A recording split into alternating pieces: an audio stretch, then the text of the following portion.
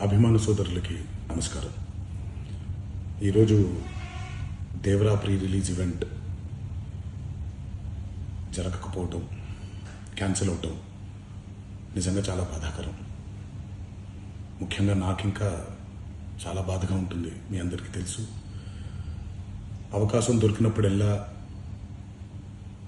మీతో సమయం గడపాలని, దేవరా మూవీ గురించి, దేవరా మూవీ కోసం మేము పడిన కష్టం గురించి మీ అందరికీ వివరిద్దామని నేను చాలా ఎక్సైటెడ్గా ఉన్నాను. కానీ సెక్యూరిటీ రీజన్స్ వల్ల ఈ ఈవెంట్ని క్యాన్సిల్ చేయడం జరిగింది. మళ్ళీ చెప్తున్నాను, మీతో పాటు నేను బాధపడుతున్నాను. మీకంటే నా బాధ చాలా పెద్దది, ఎక్కువ కూడా. కానీ ఇది ఇలా జరగడం దేవరా ప్రొడ్యూసర్స్ వల్ల, లేకపోతే ఈవెంట్ ఆర్గనైజర్స్ని వాళ్ళని బ్లేమ్ చేయడం కూడా తప్పనేది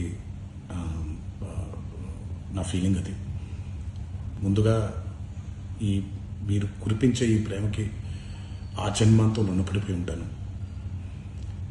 కానీ ఈరోజు మనం కలవకపోయినా సెప్టెంబర్ 27వ తారీఖు మనందరం కలవబోతున్నాం.